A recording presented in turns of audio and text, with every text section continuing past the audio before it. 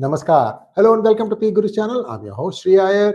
The question that is uppermost in all of your mind, that's going to be the first question I'm going to be asking of the three good generals that are joining us today, General Ravi Shankar, General Rajiv Narayanan, and General Dushyant Singh. Let's welcome them. Here we go. Namaskar, sir. How are you?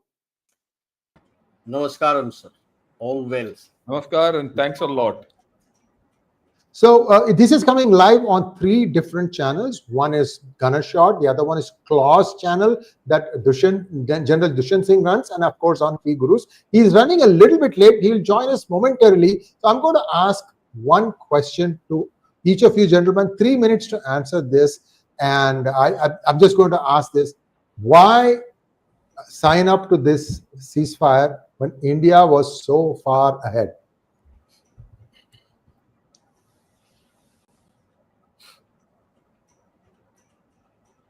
Right. Why should we sign up to this ceasefire, or rather, why should we agree to this ceasefire? I quite, in my own way, yesterday also we discussed. I said, what's the aim and objective of this whole story? Correct. There has to be a political objective. There has to be an exit strategy and a terminal objective of this whole story. Have we achieved it? That question to me remains, right? Or have we compromised on what we set out to be? That also is an open-ended question, because when you don't know the terminal objective, so what is this exit or the halfway thing which we have agreed to? So let me put it the other way around. Why did we do it? What are the compulsions? See, after all, at the end of the day, by about 10 o'clock today, it was very clear that Pakistan was on its knees. They probably had another 24 to 48 hours of sustenance in the air. Their air defense was opened up like a tin can. Pakistan was absolutely bare. And the next rung of escalation had to go. I mean, it was something. And it was probably by tomorrow, we should have started land offensive into Pakistan in some manner. And they got hammered in the LC also. So at this point, why did we agree to whatever we did agree? That's the question. And, look, I think the equation between Trump and Mr. Modi finally played out, because USA couldn't afford this war going on. I mean, let's be very frank. And they've played ball between the two of us and forced probably Pakistan to cow down. Look, you can't do this. You don't do this, you don't get your 1 billion. As simple as that. And you'll have to face far different consequences. So if that was the case, and probably some carrot was given to India, look, we'll get Pakistan to think, be magnanimous to, say okay, and then your international stature will go up. I think with these two things we went in. After all, we are living in a world, which is interconnected, and we are looking at the bigger game is something which someone has to take a decision on. So I'm justifying what has been done, mind you. My heart still says we shouldn't have stopped at this point of time. Maybe another 72 hours. In fact, yesterday night we did say, sir, next 48 to 72 hours would have been critical. So, right. My heart doesn't, but I'm justifying it, because there is good in what has happened. You crossed all red lines of Pakistan. All those red lines were thrashed, right? And IWT is still not touched. You are in a position of advantage. You have put in some kind of a thing that, look, any act of terror is an act of war. So you ended up in an advantage. And Pakistan is in a very bad shape. You left it in a bad shape. You left it in a bad shape politically, because there are going to be repercussions in Pakistan. Suddenly, Pakistan has woken up to the fact that it can be ripped apart. Their nuclear bluff doesn't hold. China is not that good an ally to them anymore. The Chinese equipment have let them down. The people of Pakistan have felt panic, right? And all these things put together, leaves Pakistan at a disadvantage. Yes, people will say, look, at every point of time, we have snatched defeat from the jaws of victory.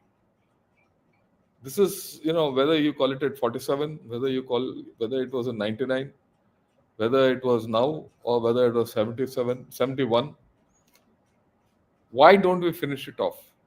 I asked this question, why don't we finish it off?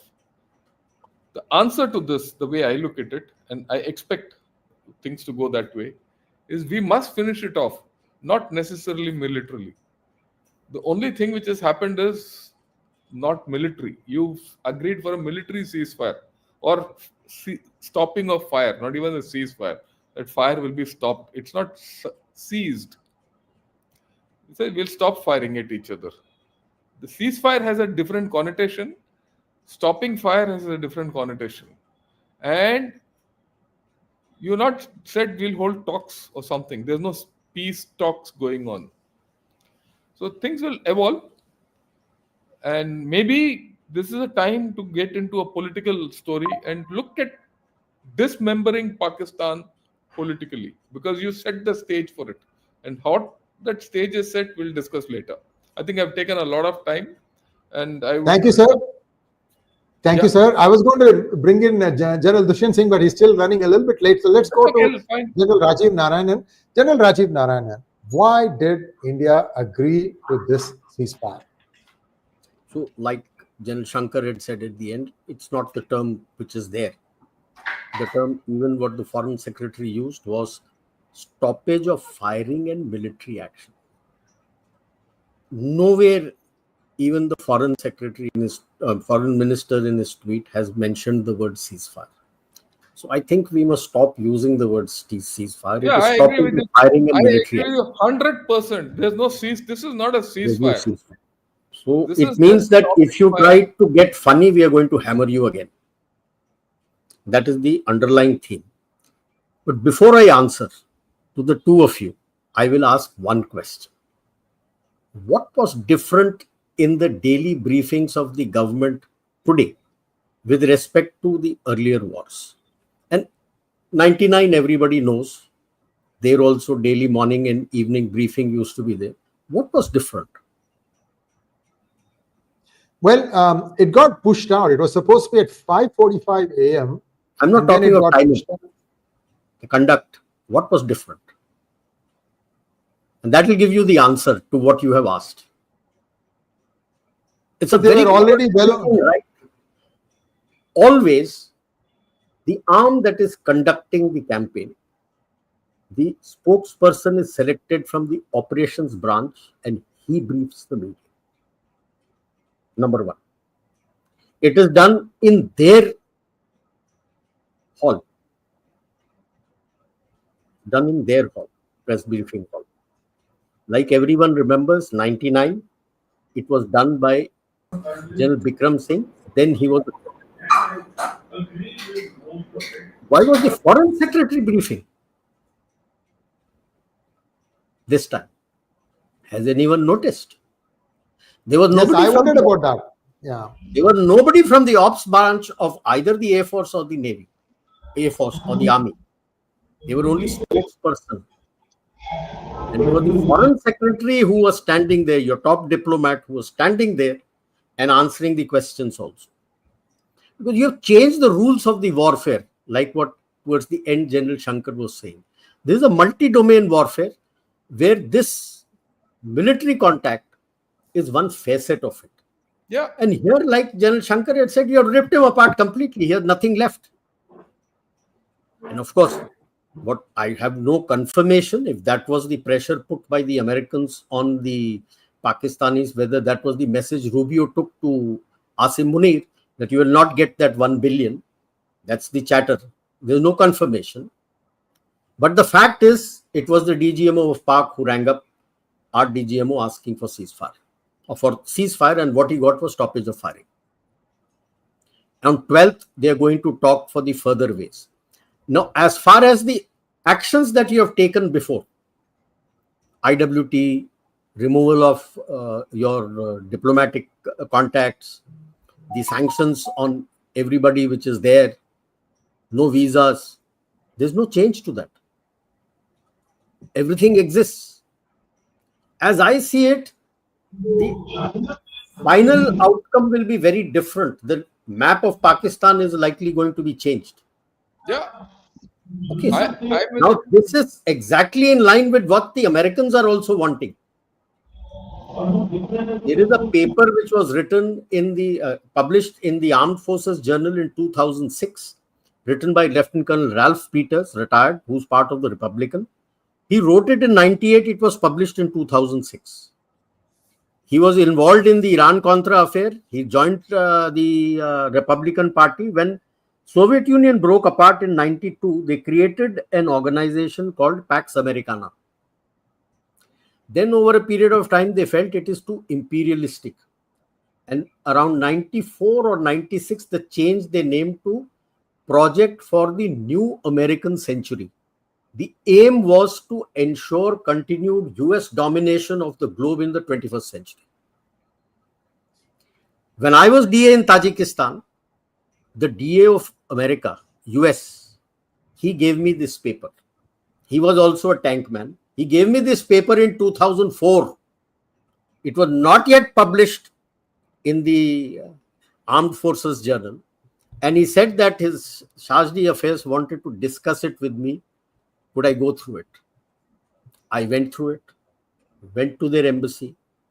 The three of us discussed, and I had said, by then, if you remember, when I'm saying 2003 or 4, they were already in Iraq. Afghanistan had already happened. And it is starting from Pakistan all the way up to Syria, Jordan, Saudi Arabia, everybody involved. So there I had mentioned to him, lot of blood will flow, what you want to do. And the charge d'affaires looked me in the eye and said, we are ready for it. This is 2004. As long as it's not our blood. Yeah. They are ready for it. No, they also spent a lot of blood both in Afghanistan and Iraq, to be fair to them. Okay. What was the map? What was the map in for Pakistan? Balochistan is independent, which includes portions of Afghanistan and Iran. Afghanistan gets all territory right up to the Indus. That is Fatah, KP, all with them. In that map, GB was with Afghanistan. And Pakistan was left with POJK, Punjab and Sindh. Then in 2013, the map was redrawn, or minor modification done to the map, published, presented to the Congress. Please remember, this is a bipartisan thing. Whether it is Republican or whether it is Democrat, it's bipartisan. This is going on. And they have achieved it to a large extent in Iraq. I'll just explain. In this modified map, it's difficult to get into the Congress library and get this out. GB is with India. Whole of Kashmir is with India. In this new map as of 2013. And only Punjab and Sindh are supposed to be with Pakistan. That is what is Pakistan to be.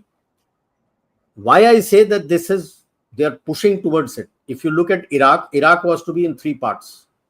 Sunni Iraq, Shia Iraq, Sunni Iraq, Kurdistan was supposed to be there. Now, if you look at Iraq today, there is a Baghdad is Shia Iraq, Sunni is Khali area, all desert bordering Saudi Arabia. There's nothing much out there. Not that the RIT runs there.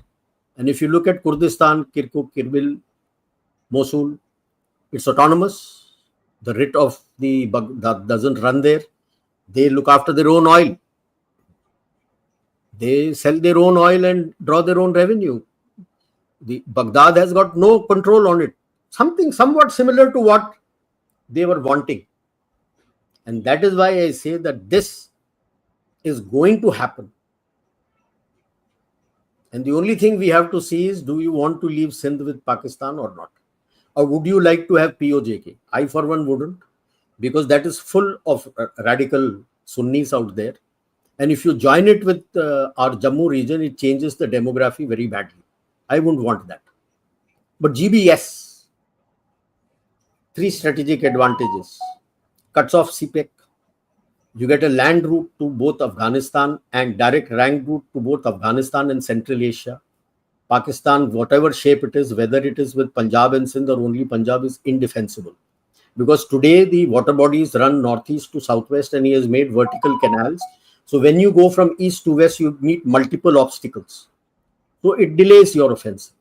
When you have gone north, you will come between the water obstacles. You come in between the river lines. And he doesn't have the money today to make these canals across east-west. How does he defend? It becomes easy for you to roll down. And you're literally roaring down from the heights to the plains. These are the three strategic advantages. So this is just a portion. And you have agreed, and it is your terms completely. Now it is up to the diplomats how they handle when the talks happen. Because the next round is on 12th, which is a video conference between the two DGMO, where they may decide aage kya, kidhar, what. You're not pulling back your troops as yet. So he can't pull back his troops, the 12 core troops which he has brought in from the west to the east, he can't. And he's getting a hammering from the BLA to the west. He's getting a hammering from KP in the west. And he doesn't know what to do. So I'll stop here. Thank you so much, General Rajiv Narayanan. General Dushman Singh, after a long time, welcome back to P Guru's channel, sir. This is coming live on 3 different channels on YouTube, Claws for sure, as well as Ganashot and P Gurus. General Dushman Singh, I had just one question that I asked of the 2 good generals. You're the 3rd good general. I'm hoping you'll get a slightly different perspective. Why did India agree to the ceasefire, or is it even a ceasefire? General Rajiv Narayan says this is not a ceasefire. So I leave that also to you. How do you see this thing? First of all, is it in line with what India was planning right from the beginning? I would say yes. From day one, we have been looking actually at an off-the-ramp response to this particular incident in Pahalgam. Why? The reasons are there are some internal reasons and some reasons which are obvious. The internal reasons are that when you go in for a full-blown war, we need to be fully prepared for a prolonged war today. See, the Indian Army has always been, or Indian armed forces have always been planning for a short, intense war. Now, all that matrix changed post the Russia-Ukraine and the Israel-Hamas war, and the way war is going on. And you saw a cameo of the same thing in the last 10 days or so when we were having I call it as a shadow boxing kind of a thing which we were doing. In some terms, people have been lightly also telling that tickling each other, right? So when the actual war starts, the kind of sustenance required for India would have to be forthcoming. Now, who are our partners, and how much can we sustain? What is our war stamina? Agreed, the Pakistani war stamina is also not much, but imagine it has a full-fledged support of China. And what is China's interest? China's interest is that we should continue to remain somehow subdued. If it can't do it directly, the best option is to do it through a proxy. And the proxy country which can easily do this is Pakistan. Now, there is an American interest also. America, I believe, I've got some reports that it has landed few aircrafts now in Bangladesh, and similar thing it wants to do in Pakistan to ensure that both Pakistan and Bangladesh are checked from Chinese influence. So there was this, dual interest of China as well as Pakistan, US playing into this entire game plan. So who could have assured us this continuity of sustenance? I think as of now, we are not fully prepared for a prolonged war. We can take it on for about 20, 25, 30 days. Beyond that, we do require our own sustenance. So we were looking at some kind of an off ramp solution, and that is why from day one our statements have been, and like somebody said, it's a multi-domain operation. People have got together even before the ceasefire agreement has taken place. If you take the mind to the line of events which took place, the prime minister first called the CDS and the 3 chiefs, and thereafter he added on the defense minister and the NSA and the others. So therefore there was some kind of an internal discussion going on how to respond to the ceasefire offer, which was now being thrown to us via the US. If we have to believe that the US also has some role in it, and obviously so that the US would have had definitely a major role in it. So the statements which we came after the ceasefire agreement was done is totally different. I don't think it's an agreement to the ceasefire agreement which has been propagated by the US. India has very clearly said we agree or we have made arrangements to cease all military activities on land, air, and sea. We will look at it on the 12th of May at 1200 hours in the next round of talks with the DGMO. Where is the level of the talk as far as India has pitched? It is overtly pitched it at the DGMO level. Or on the other hand, on the Pakistani side, the Pakistani DGMO is drawing his power from the Chief of Army Staff. So his level of talk is right at the political level, at the highest level, because you all understand that Pakistan gets controlled by its Chief of Army Staff and not by Shehbaz Sharif and all. They are more like puppets, who are towing the line what the Chief of Army Staff says. So, in my view, we have achieved what we wanted to achieve. Yes, and to make it, a kind of even more reinforced, we are going to unfold this ceasefire agreement on our own terms.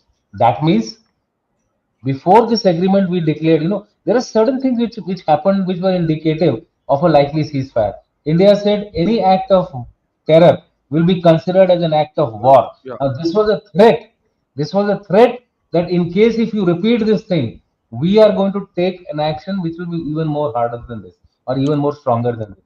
The next thing which India has said after the agreement, that we have not agreed to anything like neutral ground talks between the two countries, which implies that there will be no comeback on the Indus Water Treaty held in abeyance. There will be no comeback on the status of JNK to be rolled back to pre-2019 status, because I have been listening to the Pak media through some kind of a app which I was able to get it down. They are only touting this thing. Now we have a position, we can use the US influence to get back JNK onto the 2009 pre-2019 status. Certain things are worrying for us. For example, Omar Abdullah's statement, I don't think that was in the right tone and tenor. It was okay. It's a war, everybody suffers, but it doesn't mean that you straight away project an image that you have gone down on your knees. Anyway, that's a secondary issue. So, in my opinion, we have achieved our aims. Let's not. I mean, what's our bigger aim? Our bigger aim is to become a 2047 a developed country. If you go in for a full-fledged war, definitely that line is out. That line will be out because it is not Pakistan who is going to fight us. It is going to be China which will fight us. And I think we should be clear about that. It will be indirectly, it will be fighting, but that's the game it is. Turkey, all the drones which we saw, they were all supplied by Turkey. Who was supplying us? Who was sourcing us? So in my opinion, I think this is the right wake-up call for Indian Defence Forces to start demanding what they want to demand for a full-fledged, full-blown war with our adversaries. If we don't seize this opportunity, it will never come back again. And I have written a paper on this. It has gone in the. It is likely to be put out in the media also, because this is something which we have been neglecting as far as military is concerned. Okay. All three generals, let me tell you what I'm feeling. See, I'm an American. I'm not apologizing for what Trump did. I'm not apologizing for the Democrats did. I'm an independent. So I have very conveniently located. I don't have to say, oh, this. I'm not going to say whatever this is. These are both sides are sort of a bit of scoundrels anyway. So let's leave it at that. What is the leverage that United States had on India to make India to even agree to this? Because why I say that is, see, you can say, okay, any act of terror will be seen as an act of war. What will they do? They'll bring the local Jammu and Kashmir boys, train them there, and then push them back in, and then say, this is a fight for independence. That was the first way it started. I don't buy that. Let me put it that way. This is like the definition of a pessimist is an experienced optimist. General Ravi Shankar, I don't really buy this. Sorry, sir. That an act of terror is going to be an act of war. What act of terror? They'll say act of independence. No. I think while we can argue on those polemics, there are certain facts which we have to consider. Let's disaggregate what has happened, and at the end, like what I mean, let me put together what General Dushyant and General Narayanan have said. See, something major has been achieved. Pakistan's nuclear bluff has been called completely. There is no red lines left. Many of your red lines have just vanished.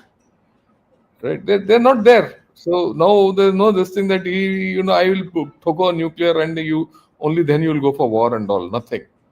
Now this thing that any act of terror is considered as an act of war has got very grave implications. You see, the similarity is that any act of blockade is always called an act of war. Why? There's a reason for that. That means there's an international law on that, and you are driving that law. So if that fellow does what exactly you're saying, take 10 chaps from there, make training camps and start the story, that's an act of terror. So the rules, like what he said, the rules of the game have changed with this. There's no more thing. Absolutely. Okay. The rules of this game have completely changed. One. Next, take Pakistan. What has emerged out of Pakistan is a weak Pakistan now. You've given them so much hammering. Does he have the economy to rebuild? He doesn't have. You've seen people in Pakistan in panic in the past 4 days. Look, in the past, I will call it 96 hours. This is a 96-hour drama in which people have come and cried on, social media. Their news presenters have cried. Has that happened in India?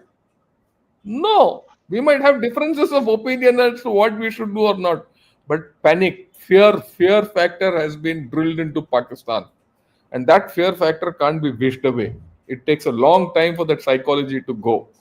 They've been put in place. They'll talk because, it's in the habit of Pakistan to draw something good out of this, all that nonsense. But it's all gone.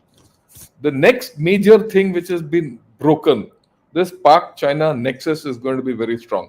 It's not strong. Finished. China can keep giving all the nonsense stuff to him. Okay. HQ9, this 9, that 9, JC10, there's a lot. In China, there's a lot of chatter that, after this, all our, weapons have come of age. US has to be worried about it.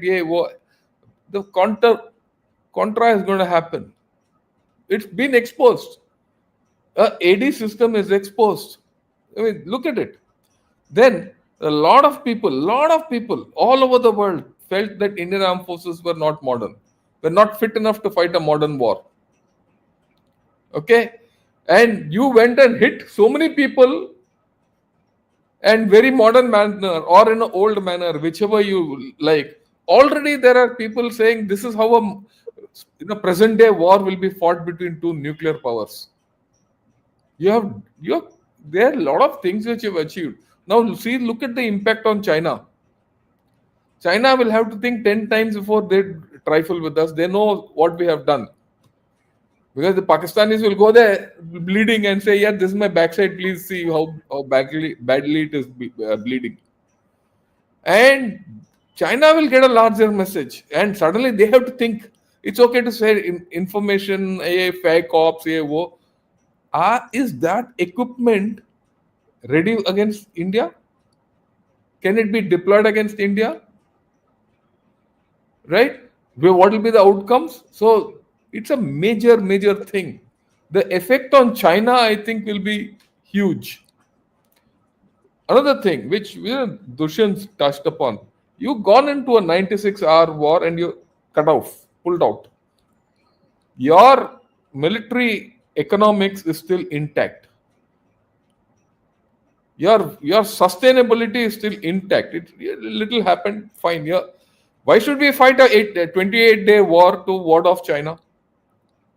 If you went through the whole story for the next 20 days, 30 days, Pakistan you would have decimated, but you would have also left yourself vulnerable. Okay. And then you will say, like what he said, someone has landed in Bangladesh and something is happening in Myanmar. We'll talk of it as things go, because things are going to happen. Okay. Will you like to be in a position of strength or as a supplicant to Trump and company? In fact, Trump and company has given you those opportunities. Look, pull out of this, there's a bigger game to be played. And that bigger claim is what General Rajiv Narayanan did explain. The bigger game is China. Don't lose sight of that bigger game ever. This fellow is now bottled. Right? He is not going to come out with anything political. And then you left him in a political mess, because after this big talk internally at this point of time, there will be an internal churn in Pakistan. How has this army left us in this state of complete vulnerability? Then you look at what's going to happen in Balochistan and Khyber Pakhtunkhwa. Already the thing has gone off. You see, again, the major thing of this, stop firing or seizure of military activities at this point of time is what? It's only not firing. He can't pull out troops. If he doesn't pull out troops, he's going to bleed in Balochistan. It makes you easier to, I've been talking for the past 4 days of that hammer and anvil concept. Today, you are the anvil. The hammer is that side. We've spoken of it. So I think there's lot more. Lot of people will talk irreverently in many people this thing, and we have to remember, history gives a nation few opportunities, and I think we have got that opportunity. We shouldn't lose it. We shouldn't lose it by going and bashing your head against the wall, and just for the sake of what Indira Gandhi did or what we couldn't do in '99. The thing about your strength is, how do you actualize your strength? Why is America not fighting anymore? Why? I mean, the Trumpist chap is not a fool. He says, I don't want to fight. I want to do something else. So I think we have to look at it differently. I mean, I would like given a lot of cut in. Yeah. So sorry to cut in, sir. We have confirmed this. Firing again along the LOC at Arispura, Akhnoor, Cham, Bimber. So, I mean, whatever cessation of firing, whatever we mentioned. Let me tell you, don't worry about it. This is minor. This will always happen. We will also be responding effectively. We'll be always responding. Don't worry about this. This is very minor. This is irrelevant. I said it is not a ceasefire. Stopping of firing and all military actions in air, land and sea. That's all. ARG, we are trying to take this to a different level. I mean, don't worry about this. Should put patakas. It will happen. This time I'm going to change the order just a little bit to go back to the Dushan thing. And General Rajiv, you are the one who comes with the heavy artillery, so we'll wait for you after that. General Dushan Singh, one question that keeps lingering in everybody's mind is that when India said that it is, going back on IWT, they said we are going back on LOC. Pakistan has officially stated this. Does this mean, or actually, what does this mean according to you? So you're muted. Yeah, according to me, if we have gone back or they have gone back on Shimla agreement and also the line of control, these were the two things which they mentioned in their statement as following our diplomatic actions and the IWT, etc. My take is that it's an opportunity for us. In the case of line of control, it is attackers are the takers. In the sense, if I take something, it is going to be keepers. I take a particular feature, I'll keep it with me. So there we have an opportunity as far as line of control is concerned. Now the fact that they are opening fire across the entire front, whether you take the international border in Jammu or the line of control in the J&K sector, this is something exactly what we would like to convey to the world. Like, these guys are not very serious, right? And therefore we have the right to do what we are doing. So it's not that India has withdrawn its actions. See, India has said that we will wait till 12. And why wait till 12? On the night of 10th itself, they are proving themselves wrong. So therefore, that is why we said that the statement which we made is not an agreement to the ceasefire agreement. Let's be very clear. We made an agreement for a temporary halt to validate whether Pakistan is serious about it or not. Now, if they're not serious about it, we'll hammer them. Things will continue as they are. It's also about international opinion. So whether America has some leverage, of course, everybody has some leverage against the other. We know what those leverages are. I don't want to open it out here. I went to US. I was there for about 3-4 days, and I met a few of the think tanks of the US, the ones which are very close to Trump, and they were asking me totally different questions. Nothing to do with Pahalgam. Pahalgam had happened already. So there are some things which are, I suppose, I should not tell on this particular, I mean, in an open media. But suffice it to say that we are testing the testers. That's the way I look at it. And you will find by the 12th, the picture may be different. Picture में अभी बहुत twist आएंगे, and lot of turns and twists will take place in this entire. Yeah, there's a bigger game. I completely agree with him. There's a bigger game on, and what Rajiv said, we have to see the bigger picture. Yeah, sorry. General Rajiv Narayanan, do you happen to have a map of the new drawn borders, because that would instantly grab people's attention? What I would request is, if you have that, please pull it up. I should have asked this before I asked General Dushyant Singh. So sorry about it. If you have that map, please pull it up. But we can, you can just, because I would like you to talk to it. I have also seen some maps where some part of Sindh, India would like to keep, because there is a percentage of Hindus in Sindh that they will again get islanded out, and India needs to find a permanent solution for that. And I thought I saw it like slightly differently from what you saw it, but it's okay. These are all things, the concepts. It doesn't have to be true as such. So, General Rajiv. Yeah, I'm just getting it out. Oh, wonderful, wonderful. So, viewers, we are perhaps having the best night of our lives in terms of viewership today, and your questions have been pouring. I mean, we're beyond, we're up no more questions. Everybody is disappointed. I understand that. And we are getting to know the realities, ground realities, from three very experienced generals. Remember one thing, viewers, remember one thing. A general will be the last one to get into a fight, because you and I don't know what fighting means. They do.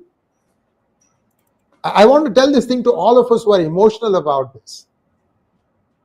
So this is where the challenge is. When to stop, when to pull back. See, right now, you can say India did not lose any aircraft. That means they are looking as powerful as ever. They have got the ability to push back in terms of looking at these drones and things of that nature.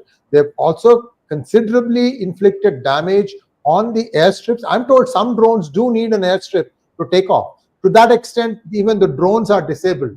Maybe there are some drones which you can put from your backyard, have like a thing that just launch the rocket like the way the Palestinians used to do from Gaza, and then move the thing away so that when the retaliation comes, it is somewhere else. Sir, I've got the thing. I'm just going to open it up.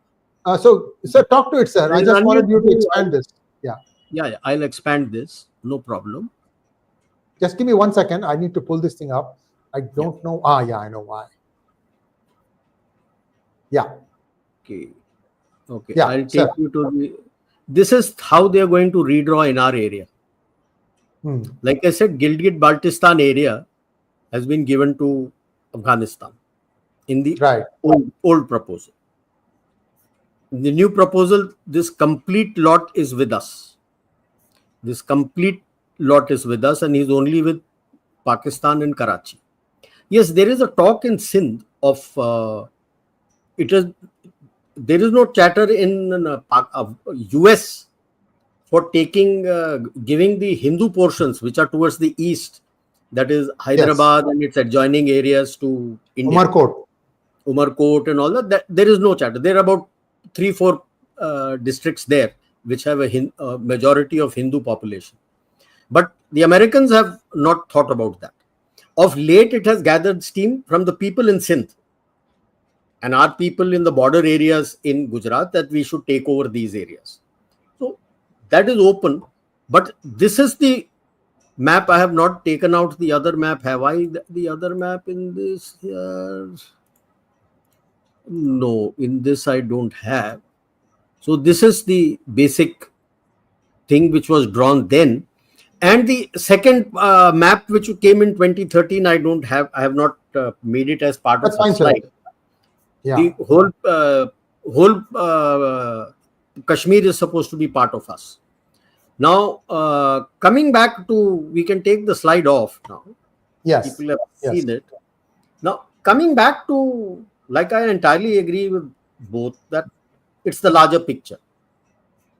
And let's start with what happened before this. Zero tariffs on both sides.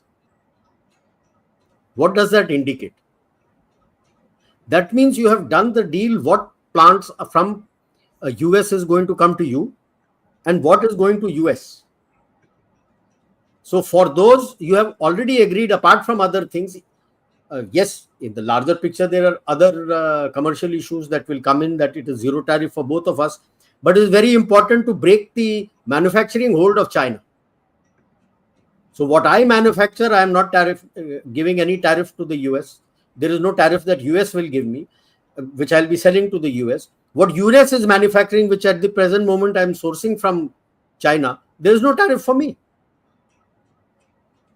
No, in that I agree with Dushyant. If you go for this long drawn war, it's not going to happen. That is what China wants. And to counter him, that's why the moment you have spoken, everybody has spoken, the report comes in that the USA aircraft with some specialists has landed in Dhaka. That is going to put the Jamaitis into a hiji-biji. Their chapter is over. What will they do? Now that statement which is there, that which you mentioned, of any act of terror will be taken as an act of war. It's not just for Pakistan. It's the message to the fifth columnist inside. That, and for them, the handlers are there. Bhai Sahab, even these people do, I'm going to hammer you. So the rules of engagement you have changed totally, and US, by the way, has agreed to this. That any act of war, like terror, is going to be taken as an act of war. So that's why I keep saying the rules of engagement has changed. Pakistan has not realized that. China has not realized that. The West has not realized that. Because once you have done this, the West, there is a glorious silence from the West. Ye kya ho gaya? One last question, again, 2 minutes for all three gentlemen. I would love to listen to you all longer, but we're already about 42 minutes into the program and we have a lot of questions. I'd like to take a few. Look, Shreya, I think we'll go. We can have this as a special session. We can take it a little longer. Don't worry. Yeah. Thank you, sir. No, look, let me put it. I want General Dushwant to come in because he went to USA, like he said, and spoke to all the think tanks out there. And I think he's got a vision on I wouldn't say vision, his insight into things which we are not seeing. See, the very fact that he mentioned that they never spoke of Pelgam, they were looking at the larger picture. Yeah, so what's that? That's precisely and we are also looking at the larger picture with somebody else. I already gave you the hint that they didn't speak anything about Pelgam. They were always talking something about the US as to, will you do this, will you do that? Is TOT important for you for every deal? So the whole thing is about economics. What I saw in the entire engagement which we had with 3 think tanks, not one. In fact, Wilson has been wounded up. So that was the last day when these guys were packing their bags. But the heritage, which is very close to the Trump agenda, they were right open. They were looking at only military sales, nothing else but military sales, and military sales at their terms. So what has happened probably in those backdoor, we don't know. Let the entire ceasefire agreement unfold. As and when it unfolds, what are the conditions under which we may have agreed, we may not have agreed. I think the picture is still not very clear about the exact nature of the ceasefire agreement. That is something which we need to be very careful of before professing anything. That's my take as far as this particular issue is concerned. And also we have to read this ceasefire agreement with Secretary of Defense directive given to Secretary of Army, which has listed out 10 things which they have to do on post head, that is the US Army. First is prepare for defense of the homeland of the US. It has never happened in the history of US that a directive was given to prepare for the defense of the homeland. That is one issue. The second thing which he directed was that strengthen your position in the Indo-Pacific. And for strengthening the position in the Indo-Pacific, whom do they require? They require the Indians. And if the Indians have to be coming on board, things have to be done on our terms and not on the terms of Pakistan. So what we are seeing in history as a pipe down, maybe there are some loaded things which are happening, and maybe Indo-Pacific's common enemy is who? China. I think we have given enough indications on these issues, and probably for the long-term game, I think this short-term, I won't say compromise, but a short-term achievement which we have made, it's perfectly fine. In my opinion, it is a good balance of military and the diplomatic victory which we have achieved. Of course, the time will tell whether it is a permanent one or whether it is a short time deterrence which we are going to achieve against terrorism. That only time will tell. So in my opinion, the entire world is driven by their own interests. We have our own interests. China is our common concern as of now. Let me just elucidate to you that what is our actual situation. We keep talking about China's weaknesses, but we also need to see how we are placed in terms of our force levels, in terms of where they are deployed, how they are deployed. We have to be concerned of all these things. So as of now, has our force level increased? No, we have only readjusted. So we have to look at it from a very practical point of view. If we are military planners, we know that what all we have to do more to ensure that we have a robust, resilient action which we can take against our northern adversary, and also something what we can take against our western adversary is not a problem. But combined together, we are talking now of no two front or 2.5 front or 3.5 front. We are talking of one single seamless front, and that's a given in all our discussions. And I happen to attend few of them, so which we can share privately. But fact of the matter is, I think we need to be a little more practical in our long-term aims and objectives.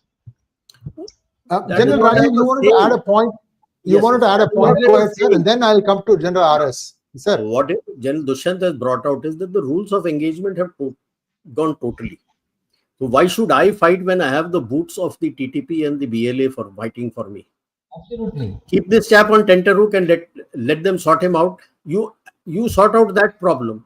Who is the enemy that you need to fight? Is China. You have to cater for your capability and modernization for China, and not get carried away by these small pinpricks that are there on either side.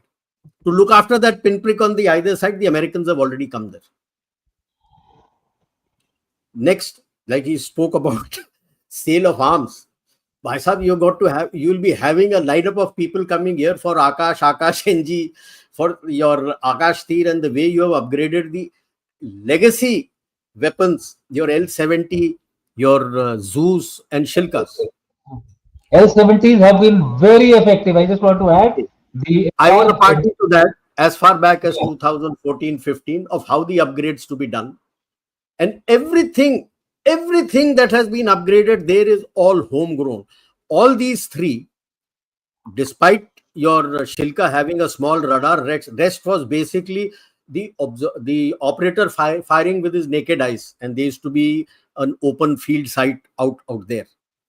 Today, the upgrade that has been done, a plan was made out, and everything was processed from where it is to be done. So everything is automatic, driven by the radar and software. Now, people with these legacy weapons like those they have in Africa and Southeast Asia are going to line up to you. Bhai, help me upgrade.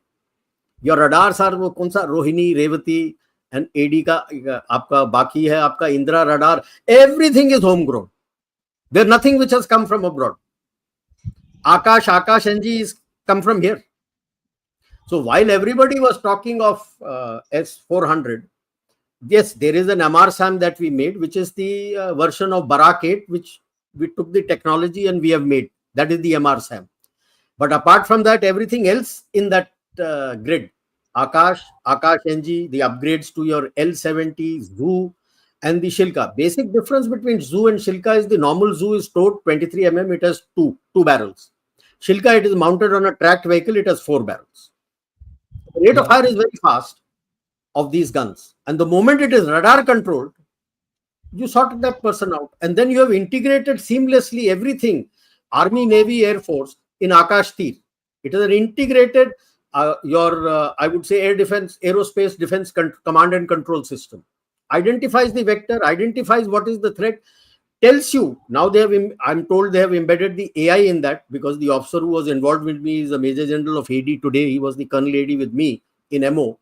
He said, sir, it is AI. It tells you which is the best weapon. It also tells you which is the best weapon system stock platform to take it out. You just have to press the button and hey presto, all the details of the aircraft that it has to take goes to that weapon system. You sort it out. That is how you sorted out everything. And what we had worked off was 360 degrees. I really don't know whether that is in place, full 360 degrees. Yes, things were already in place in Upper Assam to look at right across till Yunnan. Yeah, see, the only thing which I want to add here is that we still had certain things which there were gaps in our air defense, for which there are talks going on. There are talks going on, and that will take some time to materialize. That's why I said there are some of these holes which are there which need to be filled up and plugged, which will ensure that then correct. You have proved a lot of things. You know what you need to do. And what you need to do with this is to ensure that you can secure your northern borders. That is what is important. Yeah. Because northern borders, you don't get any plains. It's all mountains. Here you have a lot of plain sector. General Ravishankar. Yeah, let me take this conversation forward. We now know what we have, what gaps we have. You know that. And, you can build on it. But we have got something very important. See, war is a two-sided function. And you actually fought against Chinese equipment with people who can handle this Chinese equipment better than the Chinese. Yeah. This is something which we should not let go. The Chinese don't know how to handle all this. I mean, in fighting. I've always maintained between the Pakistani and the Chinese, I prefer to fight the Chinese than the Pakistani. Because the Pakistani is good at fighting. Even now, if you see, he's been good at fighting. He's lost out on this thing because his system is poor. He's got a patch-up system. He's got nowhere near integrated AD. He's got patch-up weapon systems. And he had to go to China because he had no choice. Right? So you have got a hold of what China can do or not do. And China itself must be thinking, where am I? There are a lot of people. In fact, I don't know whether, it wouldn't be right so fast. But I see on the social media, a lot of people saying, no, people will cancel orders to China on their equipment. And then what happens to the, and against the Chinese, if that starts happening, it will happen. Because no one will want to buy junk from China. China, the important thing is not fighting. It's important thing is face. See what face they lose. So you have to think differently. And there's little chipmunks here, onto our east. The kind of thing which they're going to get on their nut is not funny. In fact, if you see the tenor of their newspapers and all that has changed completely. Completely changed. They suddenly realized here is this guy they have wanted to go and make friends with Pakistan and all that guy is getting rammed. So there is going to be a whole lot of change. But let's look forward. I think we have this skirmish has taught us a lot of things. There are a lot of things which you can be proud of, and a lot of things which we have to take forward. I would focus on that rather than saying no. Why did we agree to a ceasefire? Yeah, all that.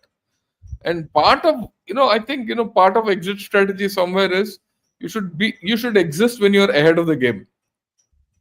Exit, yeah. Exit It's when you're ahead of the game.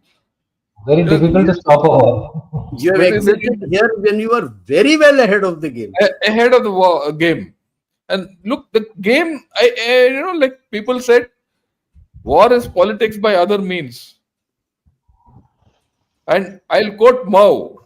Mao said, politics is war without bloodshed. War is politics without bloodshed. With bloodshed. Yeah, with bloodshed. War With is bloodshed. politics with bloodshed. Okay, sorry. So this thing is something which is both these thinking which we have to think now. So we have. I'm not gonna. Yeah, like I told you in the beginning, somewhere I said like, what was India's aim in going into this war? I question that. But at some point of time, when you're ahead of the game, you quit, redefine your aims, and look at the larger picture.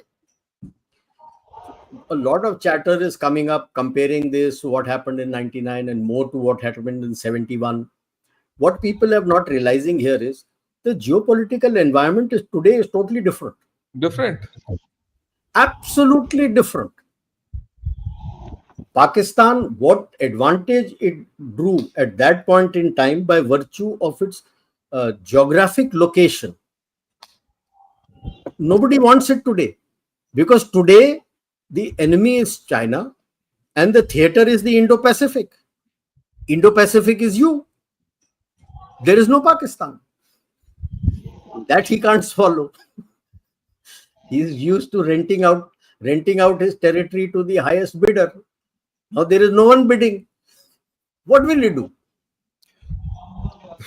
That is the larger picture that we've got to see. Because And I will just, in a lighter vein, pardon me, I'd shared it with some of my close friends. What is Bangladesh today? Chota kutta. Chota kutta with the tail between his legs and standing in a corner. क्योंकि बड़ा कुत्ता बहुत बुरी तरह ठुक रहा है. That is how tenor, everything has changed, and now you find the US landing out there. If US has landed there and they have agreed to your thing that any terror attack is an act of war, look at what would have happened to all the Jamaitis now, the hardliners there. They would be in a spin, wanting to run away. Where will they run? And the intelligence is sitting inside our country, where these guys are. Okay. Most- Since we are talking about, proverbs, I'm sure some in China are murmuring, with friends like Pakistan, who needs enemies? They've completely exposed our artillery. So, General Dushyant Singh, and then General Rajiv, and then General R.S. Ravishankarji. Last word. And we are going to come back together, I'm hoping very soon. May not be tomorrow, but maybe the day after, because 12th would have happened. So let's plan tentatively for that, 8 p.m. on 12th, if possible. But last word from you, General Dushyant Singh, then General Rajiv, then General R.S. Over to you, sir. Okay, the last word in 2 lines. A, the ceasefire agreement, as far as India is concerned, is a welcome step, but on our own conditions. And for that, we have given ourselves 48 hours to watch, validate Pakistan. If it does not, then we continue with what we have been doing.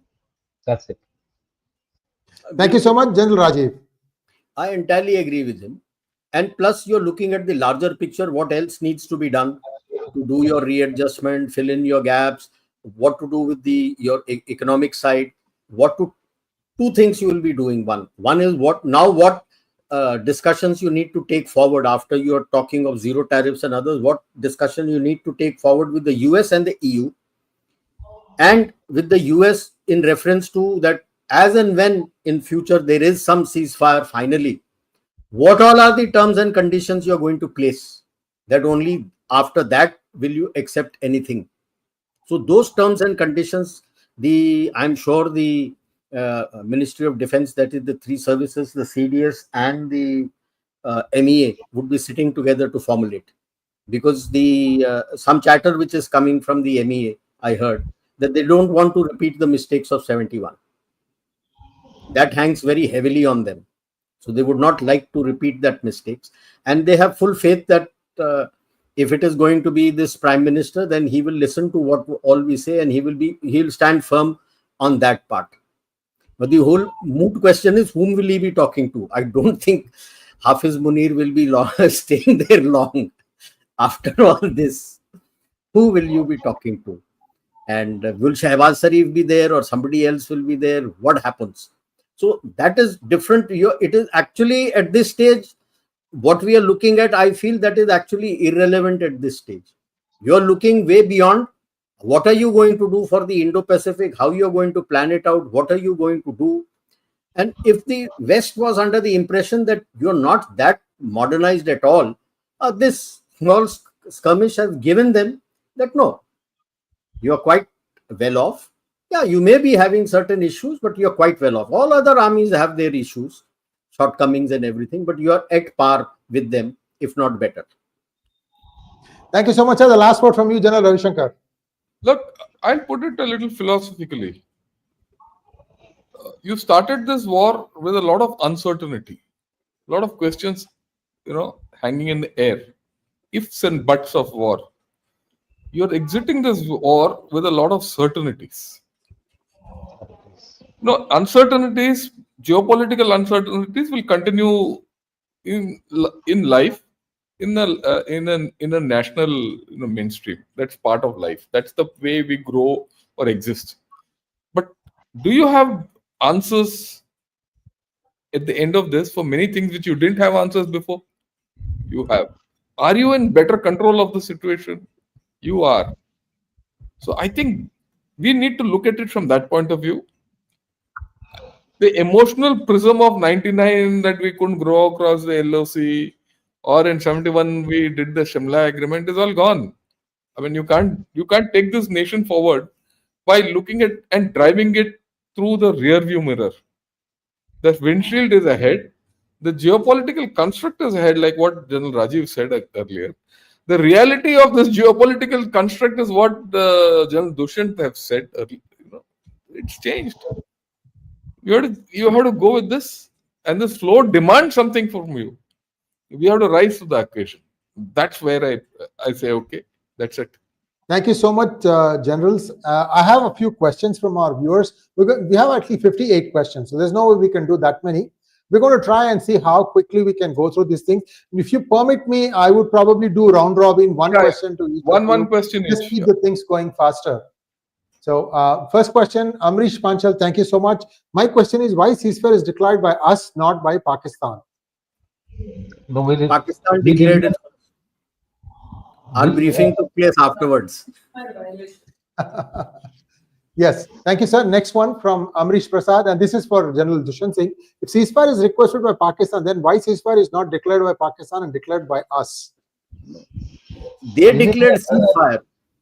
We have not later a stoppage of fire. After that had happened, the timeline 5 o'clock. And again, it is not ceasefire. I want to keep on repeating this. The statement is, we cease military activities on land, air, and sea till 12th of May. It's a temporary halt in our activities. Does not mean that we have stopped moving troops. Does not mean that we have deployed. We will stop reverting back our deployments, whether it is at sea, or whether it is at land, or whether it is at air. The preparations remain at the same level. I think that should clarify. It's not the language of the two sides is totally different. You see what Ishaq Dar has said and what we have said. There is a Jameen Asman ka farak in that. Thank you so much, sir. Peter, thank you so much for your super sticker. Jay Saravanan, Alagosundaram, thank you so much. Krishna Kishore, thank you for becoming YouTube member. Thank you, Sriram Puvada. Thank you, Ashok Karkare.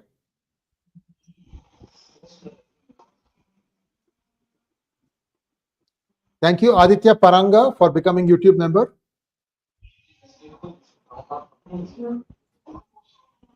Thank you. Thank you, Chaudhry Abhishek. Thank you, Nation First. Thank you, Jyoti Swarup Dash.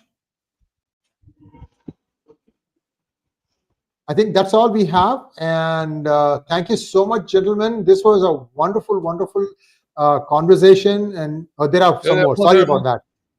Yeah, I was wondering about that. He never threatened tariffs. He listened to you and threatened Pakistan. Go down, चुप हो जाओ, नहीं तो transfer नहीं आने वाला अंदर. That's it. Thank you, sir. Next question, please.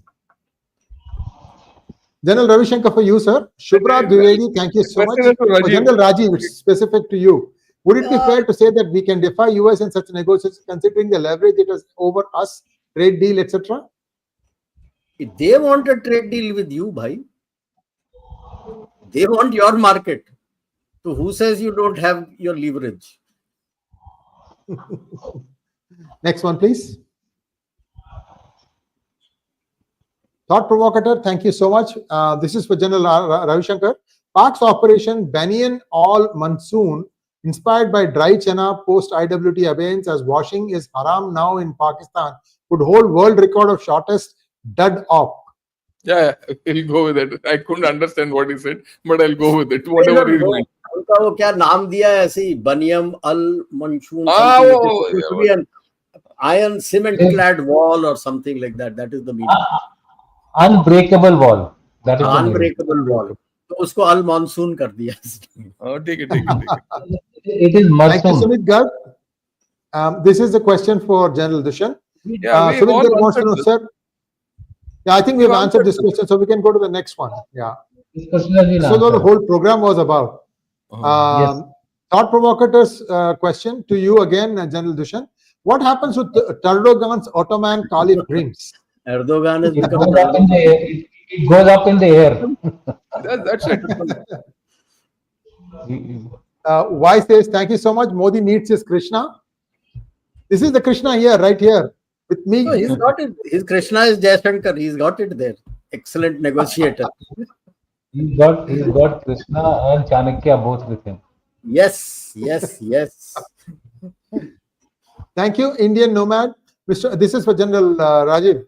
Mr. Modi owes it to us to come out and explain what we did to get out of this deal. Till then, this is Prithviraj Chauhan mercy blunder repeated again. We discussed it completely. Kya hai ye? Yes. We have already done that. Next question, Bakul Dada. Thank you so much. Chauhan chuka nahi hai. That should be known. Chauhan chuka nahi hai. Bakul Dada, thank you. Sorry, sir. This is the phrase. Thoughts on having a few 1,000-kilometer buffer zone criteria inside POJK as start. No structures, existing POJK structures, move back inside park. Any thoughts on that? Kilometre तो distance ही नहीं है उसका. हम मार दोगे उनको. I think he meant square kilometers. 1,000 kilometre बोलेगा तो अफगानिस्तान के बीच में पता नहीं कहाँ पहुंच जाए. No, I mean, we don't get this thing. It's not an idea which will work here. Absolutely not. Next question, please. General Ravi Shankar. Umakant, thank you so much. I had a conversation with the minister. Check my ex-followers was his name. Government is angry on social media platforms. Government noticed algorithm against India. We preparing something different. I mean, depends where is he speaking from? Which government is he talking of, and what is this? I mean, I've not got the context. Is he from India? I think it's an Indian minister, sir, central minister, and he's saying that they are angry about. Why is the government angry on social media? I don't see that. They have asked X to block 8,000 handles. Yeah, that's okay. That's part of the story. That's not anger. That's cool professionalism. Okay, let's be very clear. That's not anger. That's been done with the purpose. All those fellows need to be going. That's it. You can't have people like this Bayar and Hindu and all these jokers talking against India. There's a limit. We blocked people, so that's okay. It's okay. We blocked Pakistan. Thank you, Tiger Sati. At least Modi ji should take action against traitors. That's happening, I think. Bharat Ved Prakash, thank you so much. We lost the narrative war again. I don't think so. We've done the whole program on this, viewers. Narrative, Bharatji, we have done. Yeah. the narrative balloon just got burst. Because like I always say, narrative you take, actually you start with a small fact and then spin your fable around it to your benefit. But if you started the fable with your narrative with a big lie, and then you try to, then actual things on ground when people go and see it happens. That's what has happened. Yeah, there's Actually, one point which I want to put across. Yeah, go ahead, Dushyant. After that, I'll put across. this time the narrative has been utterly lost by Pakistan. Start from their defense minister. He just kept on talking and retracting, making statements. You go down the line to all the other statements. They have first claimed, then they have not claimed it. They have said no damages, then the damages come in. They have accepted certain damages on their own. So I think narrative war is, yeah. If you listen to only Pakistan media, yes, you will feel that it's only the narrative. I must tell you Pakistan has the narrative. style before, Sir General Shankar sir. I must just tell you one last this thing just before this Pakistan announced the ceasefire. One of the Twitter handles says that massive damage to Indian ports and shows some blazes of containers and other things. God knows from where, maybe Beirut or China mein jo phata tha, wo sara nikal ke dikhaya. And guess what ports he says? Deep sea ports. Bangalore, Patna, and one port in MP. That's the narrative war. Next question, please. I want to talk one point I want to make in this narrative. I've always believed the best narratives are built around truth. Yes. Truth is your most powerful narrative. And at the end of the day, the narrative which we put across, people say it's dull, it's useless, it's, no masala, all that. That one PIB statement which came out every day, I thought was a bigger narrative with lot of truth loaded narrative than all the other narratives which were put out, because that gave you clarity of thought of what's happened. Right? Next So question, I think please. we need to also rethink of this narrative war in a different manner. Narrative is like, what is it? Not lying. Narrative comes around truth. I think this time our narrative was, Sorry, sir. I was saying something. I said this time the narrative was excellent. Look at from the press conference, the way it was choreographed, the way people, I mean, the message of religious togetherness. I think everything was fine tuned to such perfection. Yeah. People in India were at least looking at the entire thing with such a positivity. I mean, they have become overnight heroes. Colonel Qurashi, etc. Their followings have gone more than you and me. Their followings have gone more than you and me. Today, if they are tweeting, it is going into millions. So narrative war is being won by us, I would say. Mad Leon wants to know, Pak being saved for Iran operations, fixed match? General Ravi Shankar. No, After this, will anybody trust Pak army for any ops against any country?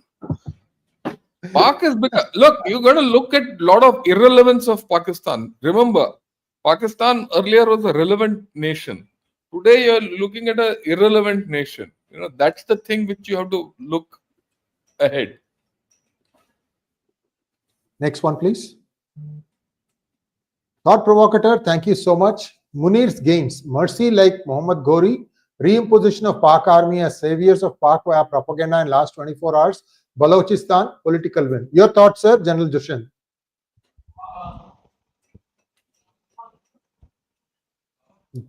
I was actually on a telephone, so I didn't read the question. I recommend General Rajiv sir, you can take it on. Yeah, Somebody has asked. like I said, India TV was on the line asking me something, about the. thought So I- provocator, you can't be looking at the rearview mirror and going. The situation on ground, the people on ground, the environment, the geopolitical, the geostrategic, and the geoeconomic environment is totally different. He may keep trying to do his propaganda, but we have thousands of videos of the Pak people themselves screaming that the Pak army is useless, they can't save us. They told us lies that nothing is happening, and here we come out in the morning and there is fire everywhere. They talk so much about their air force and that they have got the AD and the Indian the drones and the aircrafts are flying with impunity. They are not able to do anything. So for him to say that he is going to be a savior, I'm sorry, it's not going to cut ice with any of his people. Balochistan is going to, that is his biggest Achilles heel today. Balochistan and KP, he can do nothing.